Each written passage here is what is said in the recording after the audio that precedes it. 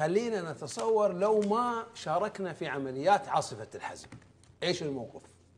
هذا السؤال اللي لازم يسأل المواطن الخليجي وانت تسأله.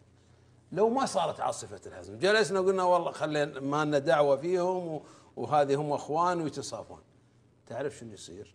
لا كانت يمكن حتى قناتكم ما تطلع. ليش؟ لأن الموقف الجيوسياسي راح يتغير الموقف العسكري. كيف؟ لو وجدت أولا البحرية الإيرانية وبحرية الحرس الثوري الإيراني تلاقيها رابطة عند باب المندب، بحكم أن باب المندب تابع للمياه الاقتصادية والإقليمية لليمن. لو وجدت مطار صنعاء فل أوف حرس الثورة الإيراني ومعهم صواريخ توضع في صعدة وتوضع على الحدود وتصل المدن السعودية وبعض المدن الخليجية إذا وضعت في عدن. لو وجدت البحرية الإيرانية والقوات الإيرانية مسيطرة على المخا، المكلا، عدن، الحديدة، بالتالي هذا الساحل كله مسيطرة عليه. وجانب صنعاء لو وجدت أنها تمارس سياسة طائفية كبيرة في بر اليمن أو في المدن اليمنية، لو وجدت الصواريخ الإيرانية بعيدة المدى موجودة تهدد المدن السعودية والمدن الخليجية، لو وجدت الطائرات الإيرانية تصبغ بشكل الطائرات اليمنية وينزلونها بالمطار وعلمونها، ولا صارت مشكلة كبيرة واعتداء كبير على الحدود الجنوبية. هذا كان السيناريو. السيناريو الآخر بعد أن تتحرك من سوريا يروحون للأردن، وبالتالي تصير هناك عملية تطويق لشبه الجزيرة العربية.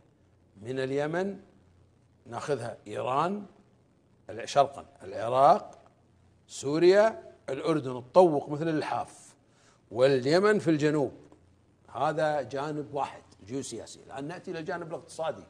لما الإيرانيين يسيطر على مضيق هرمز اللي يطلع منه 17 مليون برميل، وعلى مضيق باب المندب 4 مليون برميل، وعنده بارجات تسكر تقلق مدخل قناة السويس، الغرب مع من يتفاوض؟ بالله يتفاوض معك اللي ما عندك شيء، ولا يتفاوض مع الإيرانيين؟ راح يتفاوض مع الناس اللي تسيطر على مصادر ومواصلات خطوط الطاقة. بالتالي راح تفرض إيران قوتها كقوة إقليمية، ونحن نكون تحت رحمة إيران، لأن الغرب لن يقف معك، ما عنده استفادة معك. أنت ايش عندك؟ لا عندك نفط تصدره إلا تحت الوصاية الإيرانية، ولا عندك اليمن وراحت عليك، وأنت الآن ما عندك اشتباكات على حدودك الجنوبية. هذا هو شكل السيناريو. وأيضا لا صار في تشجيع، لأن السعودية راح تكون مشغولة، وبالتالي راح يشجعون الثورة والأعمال الإرهابية في البحرين. فالبحرين ليش؟ لأن كم تبعد مصفاة بقيق عن المنامة؟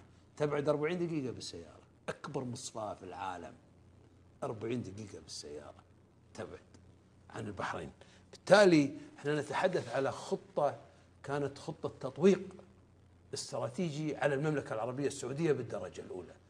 هم يعتقدون إذا ضربت المملكة كلنا نطيح، وهذا صحيح. هذه حقيقة يعني ما يجب أن ننكرها.